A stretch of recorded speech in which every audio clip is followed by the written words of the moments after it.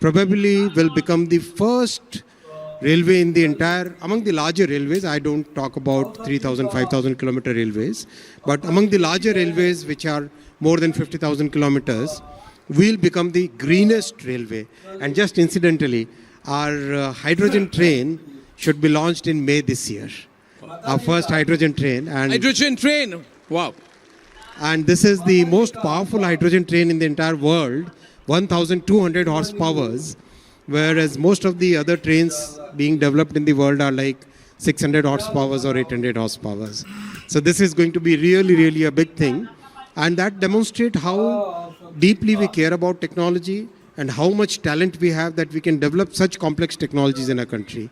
We'll also see bullet train corridors coming up in many parts of the country. Our BJP manifesto had specifically mentioned that after the good success on the western side, we'll have one in north, one in east, one in south. So this will become a totally new way of traveling. We'll also see totally new generation of locomotives. I recently visited Dahod, Gujarat, where a new 9,000 horsepower locomotive is being developed. And believe you me, it is like a data center. It doesn't look like an engine, doesn't look like a railway engine at all. When you move inside, it is like a data center. You feel as if you are walking. It doesn't look like an engine or a data center. It's that. The engine. Yeah, the engine. Engine. Yeah. Oh. It's so advanced, and very soon we'll start exporting such engines out to the world. And I think India will become a major railway equipment manufacturer and exporter in the coming years. The way we have become in electronics, in telecom, in defense equipment, so many other things. Same thing will happen in railways also. So the most sophisticated railway engines in the world will be exported from India. Absolutely. And this, I'm visualizing, how many people need to operate this Star Trek type railway locomotive engine? How many people are needed? Is it army? Well, it's basically loco pilot and the co-pilot, that's all. We'll take a trip on that trip. We will. You let me into the I think about some 30 days work is to be done, and then we'll request Honorable Prime Minister to inaugurate it. Yeah. It's going to be a great thing. A last question to you. I know you have to go. Big day for you. Big announcement happening at 4 o'clock. I promised I'll let you go. Now, last time there was a story you said about how the Prime Minister works, and that went viral. I told you about it. I asked the Minister in one of my previous events, how do you people work? How is it being in the Modi cabinet? What happens? And then he told me about a presentation he makes. And then he said, can I say that? He said he made a presentation to the Prime Minister, and they all prepared, and they all prepared. The bureaucrats prepared, the Minister himself prepared. And the presentation, he said, went on for more than an hour. I said, so what did the Prime Minister say? He said, Prime Minister said nothing. And then he said, we all walked out. And he said, late at night, the Prime Minister called me. Late at night. And he said, you can say the rest. What did the Prime Minister say to you? You can say that. I think. He said that something to the effect you are thinking for the next 10 years. Yeah. He basically, our Prime Minister said that your designs are, that was about stations. He said that the designs are good for today, but I want you to design for 50 years. It's amazing. 50 years from now. 50 years from now. So tell me now, in third government, third Modi government, what is the mood in the government, and how does it compare to previous times? It's three times more effort to be put in. 3 guna zyada mehnat karni hai. We are proud of you, sir. Thank you. We're so happy. See, he came here. He has such a big artificial intelligence announcement, but he's a man of commitment. We delayed him. We're grateful for him. We wish him luck. 1 year of AI, and every headline will be first on the Republic Media Network. Thank you, sir. One of the most hard-working ministers in this government, Ashwini Vaishnav. I really love this. Thank you, sir. Thank you. 1 minute. Before we let you go, sir, we have a couple of youngsters who we'd like you to please honor. I'd like to call upon the hackathon winners in the category of AI and machine learning. Shiv Singh, may I call you up quickly, please? Dhruv Mahajan, for celebrating history, culture and tradition.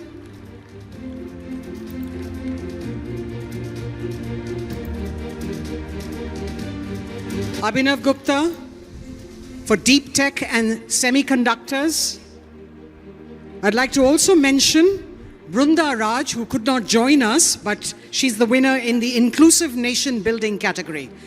All of you, please join for a photograph quickly. Abhinav, please join.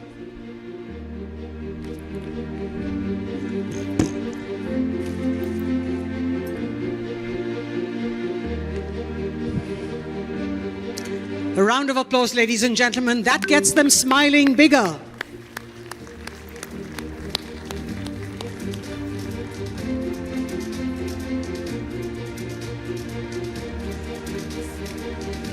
Thank you so much, Minister Vaishnav, for laying out with total clarity India's AI vision and for driving Bharat's unstoppable march into the future.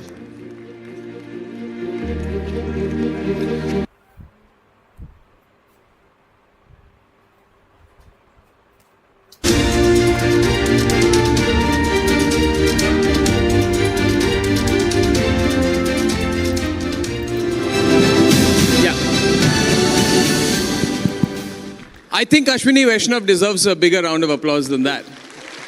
Thank you. Thank you. This is probably one of the busiest ministers in the Modi government. He does a great job. And today, Ashwini ji, is 1 year since the AI mission was launched. Yeah, exactly. 6th March 2024, the government launched the AI mission. And today, circumstantially, it is 1 year. So there's some big announcement that you're going to do today, I'm told. A little later, you want to talk about where we stand. Yeah. Well, we are launching the Common Compute Facility today. 14,000 GPUs. Wow. In simple language, can you explain what that will do for us? The biggest supercomputer we have is about 700 GPUs. And this is 14,000 GPUs. Just compute how big this compute facility is, right?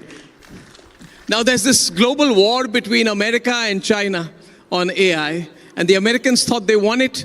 And then the Chinese announced DeepSeek. Right? Where will we stand? Listen, we are very well placed to win in this AI race. This is the new industrial revolution. AI has brought in such capabilities which are going to fundamentally change our society, fundamentally change our economy. So we in our country who have a very strong software strength, yes, and now building up the hardware strength, we are so well placed that we can really take leadership in this field. And that is why our Prime Minister, who has given us the thought that we must democratize technology, we have taken that as the path where, to begin with, we are creating a common compute facility. Second, we are developing our own foundational models. Right. Third, we are developing a series of applications which can be used to solve population scale problems. Fourth, we are creating a very good talent pipeline. We are already ranked number 1 by Stanford University. Number 1 in the world. We are ranked on AI talent. On AI talent already. Fantastic. And we want to strengthen that, continue that.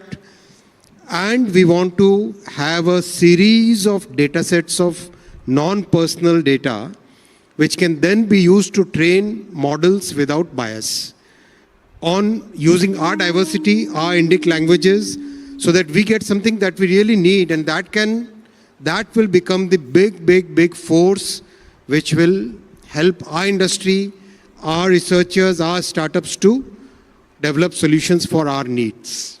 Will we be dependent on the American companies? You know, there's Google, there's Meta, they're pouring in billions, tens of billions into this, dozens of billions.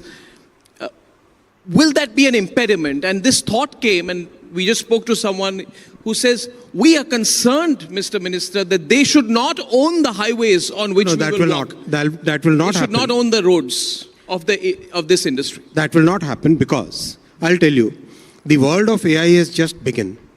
This is, as it can be said, that this is probably just the second over in the first innings of AI development, right? Okay. This is where the beginning has just happened.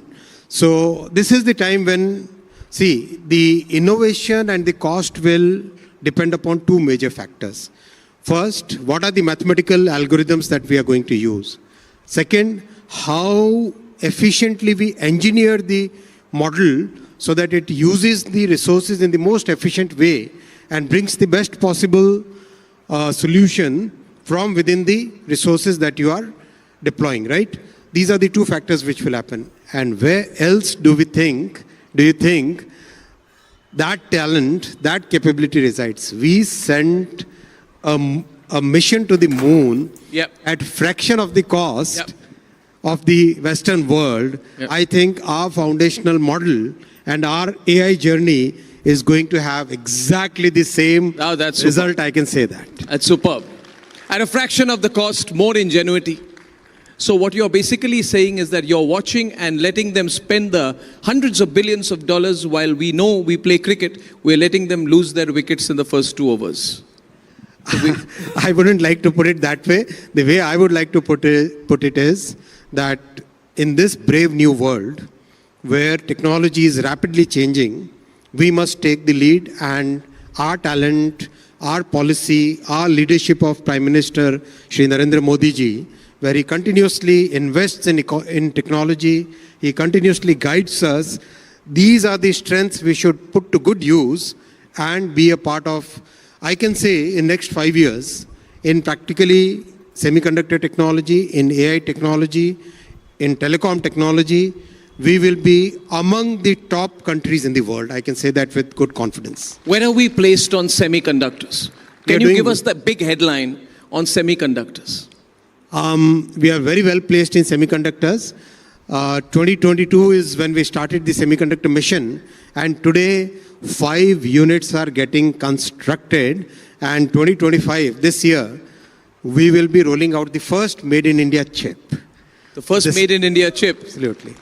And one major initiative we are taking now is we are moving towards being a product nation, which means we have shortlisted about 25 chipsets. These 25 chipsets vary from very small value, high volume products to high value, low volume products. In this entire range, we have selected and we are starting the development of these products, which basically means that we will be owning our IP, we'll have our products, we have the design capability, we are getting the equipment manufacturers, and we are setting up the fab. In a sense, the complete semiconductor ecosystem will be in India in the coming 5 years. So what I'm learning here, and Mr. Minister, can you explain this in simple language? The technology world will not be run only by the American tech bros. There will be no monopoly of deep technology. Monopolies will not work because, we don't want this feeling that they got it first and hence they will own it for the eternal future. We want to have a level playing field in the world on digital technology, AI, semiconductors, especially AI. Are we going to get it? Absolutely. The way the world is panning out today, about 4 or 5 countries, or let's say 5 countries, they will have a big say in technology in the coming 5 years. And we will be among the top 5. We'll be among the top? Top 5. We will be among that's a big headline. We will be among the top 5 in the world in artificial intelligence, deep tech, and that is very reassuring. Now, for all the young people watching this today, how will this impact their lives, Mr. Vaishnav? Whenever we've spoken, you've spoken about what drives you. You're a very busy man. You handle 3 ministries. There's something which drives you today. What do you see into the future for someone who's 20-year-old today? Someone who is 20-year-old should feel very happy that you are in the right time when you are growing up, when you are contributing to the economy. Because when you grow up, when you are in decision-making positions, you will see a country which is Viksit Bharat, which is a developed country, which is standing on its own feet for all the major technologies. I traveled to Gujarat recently, and there was this, I had to get to one meeting from Ahmedabad to Baroda very quickly. So I had booked a car and a cab, a whole business team, and then it was getting very late. So someone says, what's the time? I said, in 10 minutes we can get the Vande Bharat to Baroda. I reached in 43 minutes Ahmedabad to Baroda. It's brilliant. So I feel so proud. Tell me, what is the big headline on railways? I feel, can I say something to you personally? I feel, and I'll go a little personal and direct with you, don't mind, Mr. Don't be so cautious, I'm okay. I won't bite. What I just want to say to you is that I feel for this man whenever there is a moment which challenges him. I don't praise people well. He's worked so hard on railways. And yet, there are events which happen which are beyond our control, conceivable control. And sometimes the media plays only the negative and criticizes, and we're cynics and then we blame. One day I saw a picture of him sitting on the tracks after the accident in Orissa. His head was down, but the man did not move for 12 hours. He sat there, he walked down the tracks, he did not leave till all the repair work had been done. And I think that day many people saw that picture and he said, we see good intent in this man. He's trying to do a good job. And I know that you will succeed. Thank you. I know you will succeed. Thank you. Now, what is the headline in railways? What should we look forward to? Give me a futuristic idea. When is the future of railways coming completely? Thank you, Arnab. In next 5 years, how we are going to see a totally new, transformed railways. 5 major things. First, safety has really been the focus in the last 10 years, and the results are visible today. What used to be more than 170 accidents in a year is now less than 40 accidents in a year. That is the change which has happened.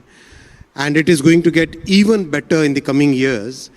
So safety is going to be a paramount thing. Second, totally new generation of new railway technologies we'll see. We'll see large-scale movement of Vande Bharat trains, Vande sleeper trains, Amrit Bharat trains, Namo Bharat trains.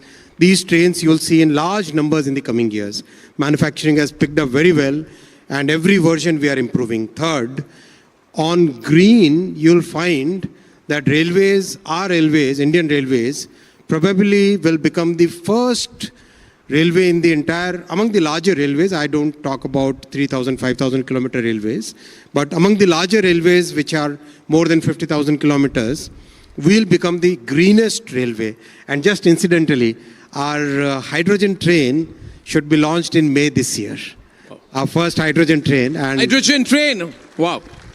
And this is the most powerful hydrogen train in the entire world, 1,200 horsepowers, whereas most of the other trains being developed in the world are like 600 horsepowers or 800 horsepowers.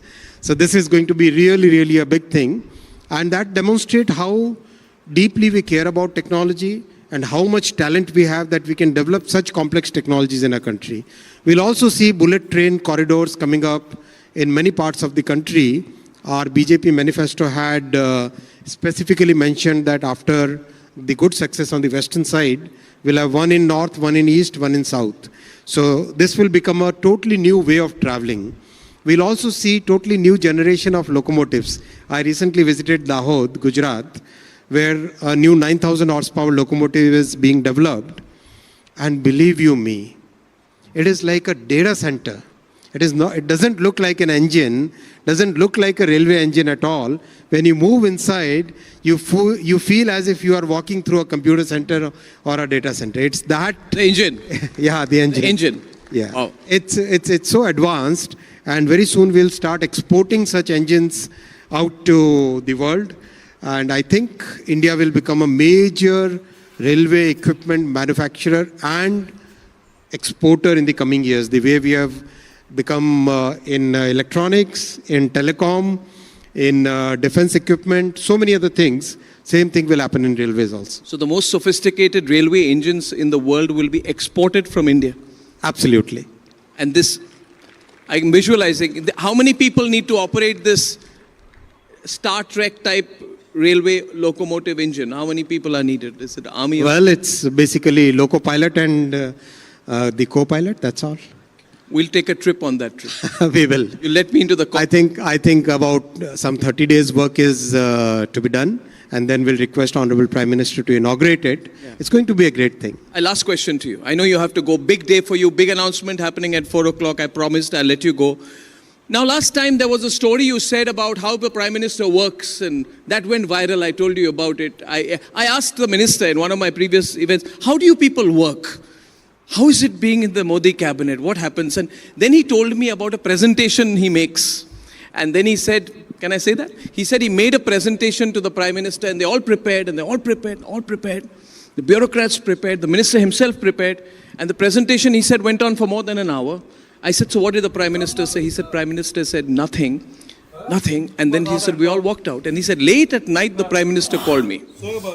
Late at night. And he said, you can say the rest. What did the Prime Minister say to you? You can say that. I think. He said that something to the effect, you are thinking for the next 10 years. Yeah, he basically, our Prime Minister said that your designs are, that was about stations. He said that the designs are good for today, but I want you to design for 50 years. It's amazing. 50 years from now. 50 years from now. So tell me now, in third Modi government, what is the mood in the government and how does it compare to previous times? It's three times more effort to be put in. 3 guna zyada mehnat karni hai. We are proud of you, sir. Thank you. We're so happy. See, he came here. He has such a big artificial intelligence announcement, but he is a man of commitment. We delayed him. We're grateful for him. We wish him luck. 1 year of AI. And every headline will be first on the Republic Media Network. Thank you, sir. One of the most hard-working ministers in this government, Ashwini Vaishnav. I really love this. Thank you, sir. Thank you. Thank you. 1 minute. 1 minute. Before we let you go, sir, we have a couple. Welcome to Taiwan Talks. I'm Betty Chen. The Indian government recently approved 3 major investment plans in the semiconductor and electronics industry, totaling $15.2 billion. These initiatives include a joint venture between Tata Electronics and Taiwan's Power Chip Semiconductor Manufacturing Company to establish a wafer fabrication facility. Additionally, 2 packaging and testing plants are also part of this significant investment. Joining us today are Christy Zunci Shu, Zhonghua Institution for Economic Research, Taiwan ASEAN Studies Center Director, and Roger Liu, National Science and Technology Council Research Institute for Democracy, Society, and Emerging Technology Chief Executive Officer. A warm welcome to both of you on the show. As the U.S. promotes diversification of the semiconductor supply chain, regions like Japan, India, and Southeast Asia are becoming popular investment destinations for global semiconductor manufacturers. The collaboration between Taiwan's Power Chip and India's Tata Electronics, TEPL, marks a significant move with an investment of $11 billion to set up India's first commercial semiconductor manufacturing plant, specializing in 28-nanometer chips, with a goal of mass production by the end of 2026. So now let's start with today's conversation. Director Shu, could you please first tell us what are India's strengths apply करें भारत की top companies में paid internship के लिए prime minister internship scheme आपके सपनों की I'd like to first briefly explain Modi's plan. This year marks probably his 3rd term as India moves to the general election later. So in Modi's first 2 terms, he has, we can say, arguably successfully brought manufacturing industry back to the India. That includes, for example, the smartphone assembly, which was not in India before the COVID-19 or before the US-China trade war. And then following this smartphone assembly, there are other industries that now booming in India. And after that, I think Modi and his people understand that India needs to develop its own semiconductor supply chain, because if India has no semiconductor supply chain, it will always be dependent on imports of semiconductor. That includes imports from China, includes from imports from other countries, and therefore I think it makes it's very natural for Modi to step from manufacturing of electronics and smartphone and other things to semiconductor. Having said that, India is very different from other Western or developed country to develop its own semiconductor supply chain. The US, Japan, and Germany, they all have their own history and background in semiconductor back in the 1980s or back in the 90s. But India is pretty new in this industry, and therefore he has to develop something to attract suppliers. That includes a very strong policy support and also a commitment of the potential market as well as the talents, which is now very important for India. So having all these things put together, I think India is right now in the beginning to see a development of an ecosystem of semiconductor. However, there are still a lot of challenges he has to address in the next few years. Indeed. So you have talked about the development of of Prime Minister Modi trying to bring in a lot of important industries in India. So, Professor Liu, I understand that you have spent quite some time in India. So, what's your first-hand observation of India's semiconductor industry? I would like to echo Christy that politics actually is the driving force behind India's attraction for more semiconductor manufacturing capacities. So, well, if we वाह India complete मसाला बना बनाया special तैयार मसाला ये डाला पूरा खाना पकड़ वाह इंडिया कंप्लीट मसाले जो restaurant 2017 and from the inside domestic politics BJP, the Bharatiya Janata Party, which Narendra Modi belongs to, actually has a political agenda focusing on development from the inside. So for the past few years, the Indian government has launched several big policies, for example, Making India or the any other policies aiming at increasing the autonomous capacity of especially manufacturing sectors. So under this, actually, the BJP actually has launched a very ambitious plan of increasing the general GDP to the growth into $5 trillion at the end of 2024 or 2025. So in order to attain that, they have to focus on the manufacturing sector, especially the semiconductors. Mm-hmm. So talking about the new collaboration between Taiwan and India in this important field of semiconductor, of course, I know a lot of Taiwanese companies are very curious. How can the Taiwanese semiconductor benefit from this cooperation with India? Maybe we start with Professor Liu. I think there are many sectors or parts that Taiwan can benefit from India. First, India has abundance of talents, especially with the focus on IC design. So currently, the National Science and Technology Council of Taiwan has been pushing for an ambitious project called Chip-Based Innovation Project, or 金创计划 in Chinese. Well, one of the very important sector is, or segment of this project is to attract IC design talents from different parts of the world.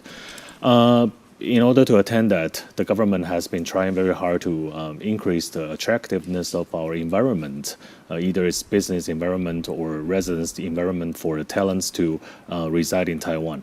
So I think India will be a big talent pool for us to attract. So this is the first thing. The second thing is that India has been trying to leverage its advantage. Studying abroad is not just a dream now. Well, because I have got the right support to fuel my ambitions and make my academic journey seamless and hassle-free. The world is my classroom with SBI Global Advantage. Shift its supply chain or the value chain from China to India. So especially under this current geopolitical situation where the U.S. has been encouraged its manufacturers shifting away from China and going into new markets like India or Southeast Asian countries. Very actively to develop its semiconductor industry. So looking to the future, do you think that the relationship between Taiwan and India in a semiconductor will be competitive or mutually complementary? Director Xu. I would like to first briefly touch upon this power chip semiconductor manufacturing and its collaboration with Tata.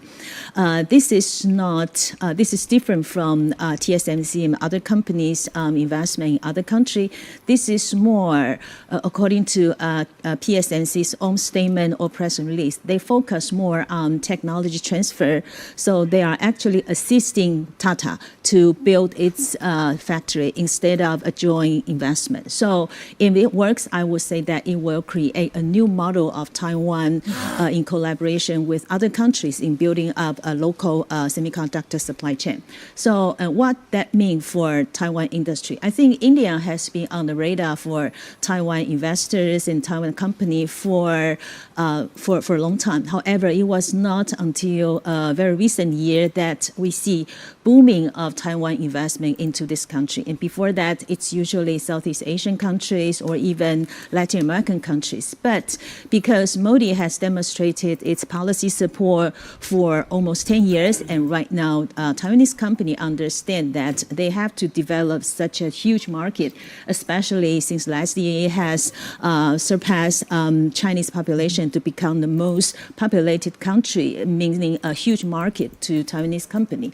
And therefore, Taiwanese company can leverage on this very important, significant and strategic case for India and integrate Taiwan's existing investment in insurance policy smartphone, AI से पूछते हैं। electronics and EV, for example, so that एक it can ऐसी create policy a जिसमें platform premium to payment हो buy limited more पर Taiwanese income आती industry रहे in, life time. collaboration LIC का Jeevan Utsav wow, life time celebration मनाइए। LIC के जीवन उत्सव के साथ फ्यूचर सेट है। Working with India in developing India's own manufacturing industry. So you talk about a new model of cooperation, and also India is such a huge market. And you also talk about some companies are trying to shift their manufacturing base from China to other places.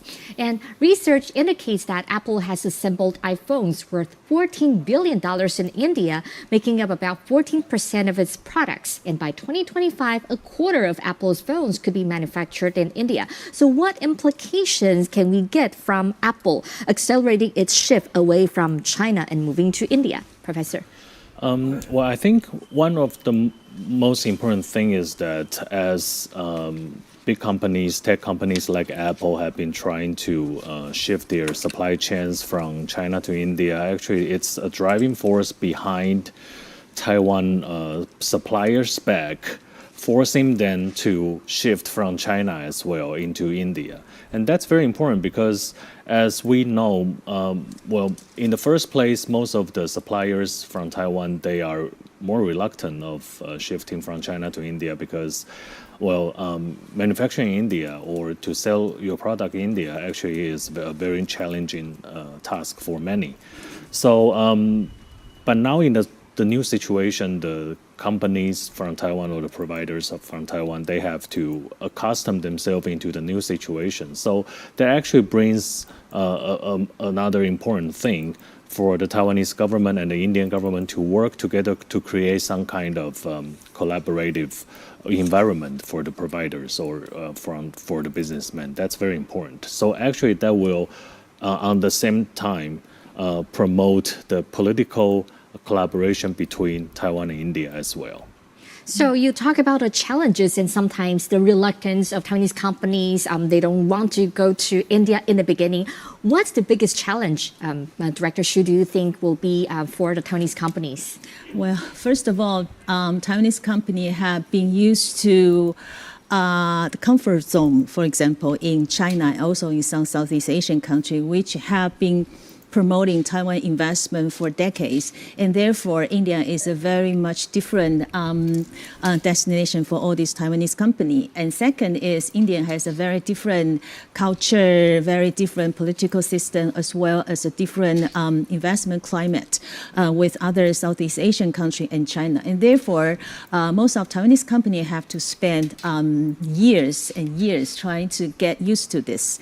And I would say that the most challenging thing for manufacturers in India would be this trading system as well as the industrial structure. For example, in India, you will always have to import from other country components, semi-finished product to support your assembly, while Indian government has not been very friendly in allowing imports from other countries, and therefore that makes it pretty difficult as well as costly for Taiwan manufacturing there. However, I think that kind of issue has partially been resolved because an Indian government has already shown there are some flexibility as long as it can really help manufacturers in India. And having said that, I would say that my institute has been working with Indian think tanks in the past 12, 13 years, trying to bring Taiwan and India into, for example, a free trade agreement or other kinds of government-to-government mechanism which could provide a better environment for Taiwan business in India. I think that has not been very easy in the past 2 decades, but we do see some opportunities for Taiwan and India to move closer. One reason is 2-3 years ago, an Indian government was willing to update the investment agreement with Taiwan, which means Indian government right now understand that it's very important to provide a better environment for Taiwanese company to move there. The second thing is India is right now regarded by Biden administration to be one of the major destinations for its friendshoring, and Taiwanese company have to follow, for example, their American clients, including Apple company and other company. So with all this invitation to move to India, compared with 5 years. So I think India has been growing in different sectors, be it manufacturing or service industries or any other design. It's a vibrant economy for now. So I think totally it has the potential to support this market, especially with semiconductor manufacturing. But of course, there are some challenges, like Christy has mentioned. The infrastructure can be an issue because of the if you want to have stable, manufacturing capacity, you will have to have stable power supply. You will have to have ample water supplies to, clear up all the products in the process of manufacturing. So these are the challenges because, India, as you know, that India is a big country, so not many states have this kind of stable power supply. That's the first thing. Of course, it can be mended by the manufacturing themselves. They can build up their own grids, power grids on their own, but there are still a lot of infrastructure parts that will need the support from the local government or the central government. That's very important. And another thing is that domestic politics can be another unstable issue for India as well, because, India is a weak federal system. So the state actually can be governed by different parties away from the center. So if there is a conflict between the ruling party in the center and the ruling party in the state, actually there will need to be more coordination in policies. So talking about these challenges, Prime Minister Modi has indicated that he wants India to be among the leagues of Taiwan, South Korea, and the US and Japan to become a strong semiconductor nation within 5 years. Do you think this goal is realistic? Well, this is very ambitious, and this is a good thing for a developing country like India, and it will not happen under any other prime minister other than Modi. But it's very challenging because, if we go back to the collaborative case between PSMC and Tata, actually they are producing, the first stage, the goal is to produce legacy chips, which is, the mature process, right, like 28 nanometers. And, to produce advanced chips requires a lot of technology development and all the supports. So for India to overtake either Taiwan or South Korea, it's never been an easy task. So I think there will be a long way to go for Indians. But nobody knows what will happen in the years to come. Maybe with some policies, anything could happen with the support of the foreign companies or some big tech firms outside. But still, I think it has a long way to go. Thank you. What's your assessment? I may add a bit to what Roger has said. I think India is, as I mentioned, is a beginner in semiconductor industry, different from U.S., Japan, or Germany, which has already developed that industry but lost the market share in the past 2 decades. So India is very eager to develop its own supply chain. However, India is strong in IC design, is strong in talents, and also right now they are bringing new investment in fabrication as well as test and packaging. That is a very important first step. However, following the first step, there are tons of work to be finished. I just happened to interview the Tata company last month, and they are excited, but on the other hand, under great pressure because they will need a lot of experiences sharing from Taiwanese company, including how to design the fab and how to train the engineers, things like this. And as I mentioned, that for PSMC's collaboration model with India, it's not a joint venture. It's a kind of a technology transfer. PSMC assisting India to build its factory, and therefore, which party is going to bring all these key suppliers together with PSMC? That will be very, very important because from our observation of TSMC and other companies' experiences in Arizona or in Japan, TSMC is able to bring together with the company dozens of suppliers to work with them. But right now, PSMC is probably the first one, and it will has to encourage dozens of related suppliers to be there. Otherwise, just one PSMC will never be enough. Well, it will not be enough. It definitely takes everybody, like a lot of the whole ecosystem, the supply chain, to work together to make that happen. Yes. According to Spherical Insights, the India semiconductor market was valued at 26.3 billion in 2022 and is projected to grow at a CAGR of 25.7% from 2022 to 2032, reaching 271.9 billion by 2032. This tenfold growth presents significant competitive implications on a global stage. So moving on, Professor Liu, could you please analyze how India plans to compete with these major semiconductor manufacturers in the world, and how can they achieve this tenfold growth? Well, India now has been a growing market, but the problem is that if you analyze the structure, the added value rate of the Indian semiconductor producing line actually is only 25%. It means that they rely a lot on importing, the core elements or the core segments from the outside. So unless India has acquired the capability to manufacture its own chips, it will remain like that. It means that the most of the values or the most of the benefit will be going outside of the Indian supply chain. So this is like a dilemma in the Indian structure. So I think now the Modi government will be trying very hard to leverage its geopolitical situations. For example, the coming conflict between China and the United States, and at the same time they are trying to use the domestic policy tools such as PLI production linked initiatives, try to encourage more and more big tech firms from the US, from Europe to set up R&D centers or manufacturing centers inside of India. But like Christy has rightly mentioned, well, whether this will grow to be a comprehensive ecosystem actually depends on a lot of factors, which is yet to come.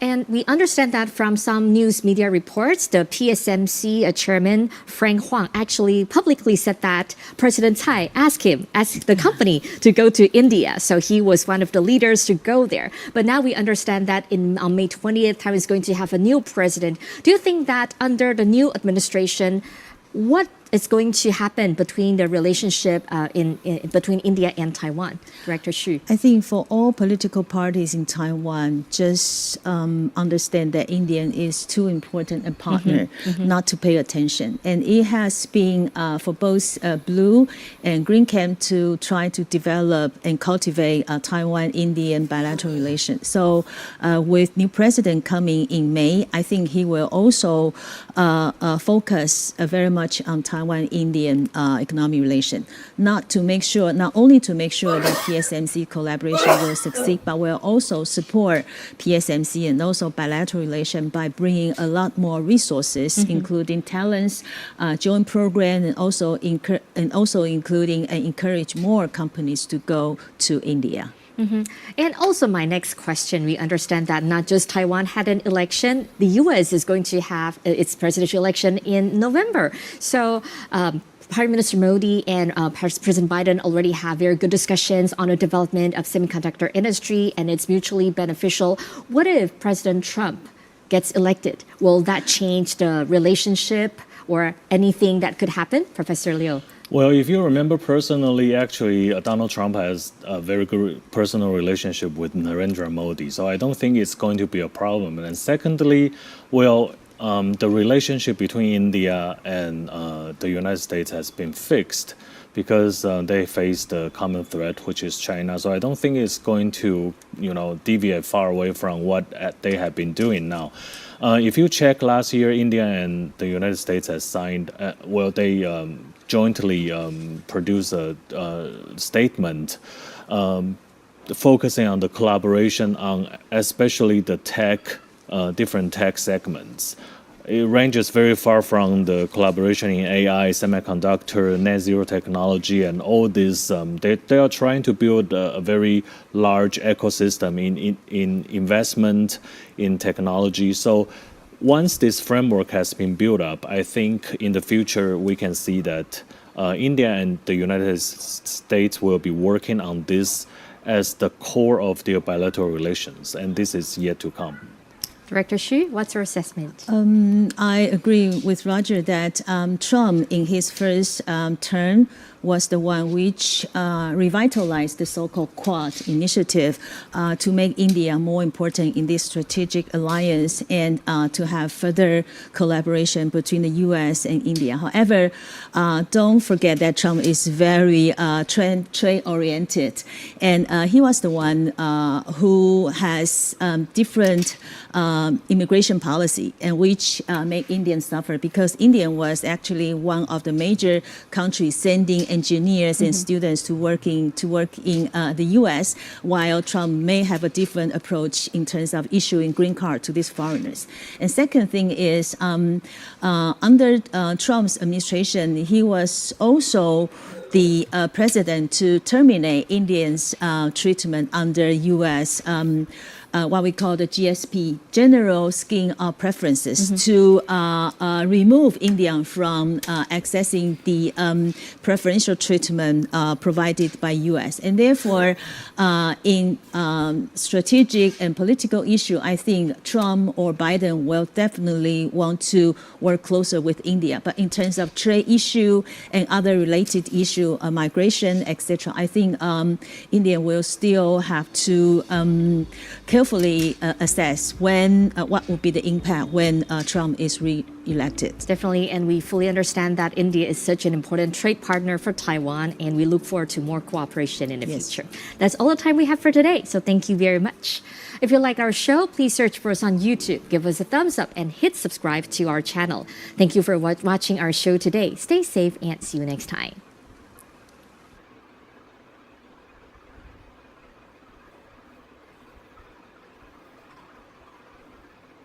Namaskar. Monday mornings 10 a.m. are Rajagopalan time, and he is here with us. Today we have a lot of mini scoops as well as scoops. By the way, I have a couple of mini scoops also. All this and more. Let's first welcome Delhi R. Rajagopalanji. Namaskaram, sir. How are you?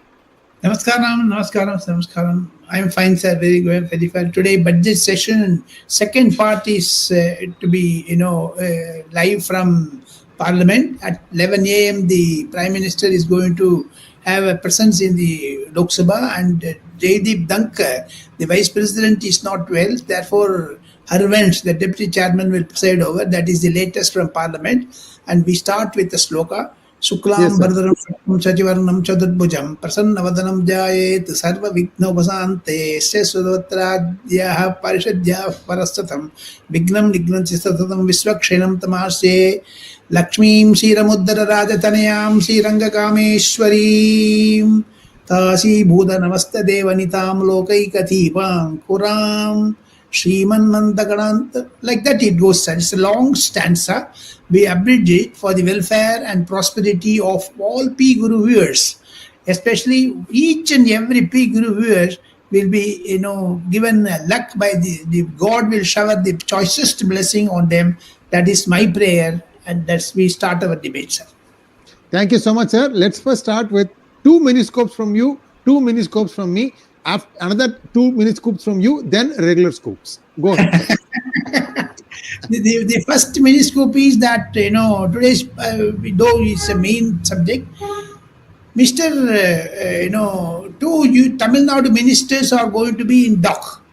The fraud and, the amount of, for the first time, Government of India is raiding a state government, especially on the economic policy of the state government, taskmark. It is raiding the taskmark. That means Article 350 or 360 cannot be introduced, but this circuitous way, DMK is coming under severe pressure after Arvind Kejriwal's liquor policy scam. The ED has smelt that there is a major scam about 30,000 crores, which Mr. Painivel Tyagarajan has been flagging. And now ED has taken note of Painivel Tyagarajan's tip-off. Now 2 more ministers of Tamil Nadu government are going to be in the dock. Let us deal with that later, sir. Second scoop is very, very important, is about Yogi Adityanath meeting Prime Minister yesterday in Delhi. And Mr. Yogi Adityanath, whenever he comes to Delhi, he meets Nadda Sahab and Mr. Prime Minister Narendra Modi, but he does not meet other leaders. Why? Third scoop is very interesting. For the first time, Narendra Modi government, after Nirmala Sitharaman has flagged off digitalization of palm leaves, the oldest scripts, epics that Tamil Nadu, Andhra, Karnataka have, the government of India has decided to digitize all the manuscripts of those written on the palm leaf. It is more available in Andhra Pradesh, Tamil Nadu, Kerala, Karnataka, like that. There are more, 200 crores have been earmarked. Even in Madhya Pradesh, Rajasthan, that is there. The MeitY, Department of Ministry of Information Technology, had taken it up on their, responsibility. First one, last month, the union government has gone into an agreement, a memorandum of understanding with Kanchi Kamakoti Pitham, that is Chandrasekhar Saraswati University. There, the palm leaves are going to be digitized, translated into all Indian languages by artificial intelligence for the prosperity of future generations. The Prime Minister office is very keen on that. Mr. Krishnan, the IAS officer who is the secretary of MeitY, has coordinated with that, and he is coordinating with others that computer technology, etc., artificial intelligence, putting them in proper perspective is a major task. Mr. Amit Khare and Mr. S. Krishnan are going to be the face of this digitalization. Union Minister for Finance, Madam Nirmala Sitharaman, is also overseeing this, sir. This is the scoop, sir, from my side. And 1 or 2, as I remember, I will let you know as we go for the regular scoop, sir. Yeah, just 1 minute, sir. Viewers, what do you think is happening to Mr. Lalit Modi? There is a new update on that. Let's take a quick look at a letter that the Prime Minister of Vanuatu has issued.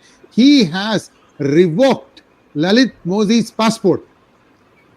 Sir, I am reminded of a Hindi saying, sir. There's a Hindi saying, "Dhobi ka kutta, na ghar ka, na ghat ka." See, problem is, I'm not saying anybody is anything. Okay, I'm just recounting a kahavat of saying. Okay, what it means for those who don't understand Hindi is that a washerman's dog doesn't belong at the house nor at the ghat. So now Mr. Lalit Modi finds himself in a very interesting situation. He has given up Indian citizenship. He has been denied Vanuatu. He's living in London. I don't know which citizenship he is going to apply to there. And we thought that he may have Malta citizenship because Malta has no extradition treaty with any country. Looks like he may not even have Malta citizenship either. So whatever he said fits his category. We will wait and update you with more details as it comes along. So Lalit Modi, sir. Two women have cursed Mr. Lalit Modi. One is Vasundhara Sen, another is Sushmita Sen. So therefore he is loitering from Vanuatu to Malta to any country. So finally he may go to Mauritius. Now the third mini scoop from my side is very, very interesting, sir. From a telephone exchange operator, Arjun Megwal, he rose to IAS and then to Union Law Minister. Now Prime Ministers pick up are all like this, a telephone operator Megwal gone into a sort of high pitch because of his wife. Yesterday, on the day of Women's Day, he shared this information. Second, Eknath Shinde, an auto rickshaw driver, became chief minister. Narendra Modi picked. So very, very interesting things are happening. Now, the fourth mini scoop is that day after tomorrow, in the One Nation, One Poll, when Parliament Subcommittee is meeting, JPC, two legal stalwarts, former Chief Justice Ranjan Gogoi and Mr. NKP Salve's son Harish Salve are going to appear. Now we go to the main thing, sir. So one more thing. I told you one more scoop that's a surprise for you. I didn't even tell you who it is. Sir, Canada has a new Prime Minister, Mark Carney. Congratulations. The Justin is removed. Whatever the politics have been, morning is a great scoop, sir. Correct. Sir, Justin, sir, I have a very interesting sounding phrase. Justin consigned to the dustbin. Very nice. We start. Sir, one line. This guy is a very interesting character. He has citizenship of three countries. Oh. Maybe one you can give it to Lalit Modi, sir. Lalit Modi has become a focus now. And second thing, we finally end up with this. Very, very, interesting is, I just forgotten what I had in my mind. That we will recollect and let you know, sir. That's no worries, sir. Let's start the music now. We have a lot to cover, viewers. Stay tuned.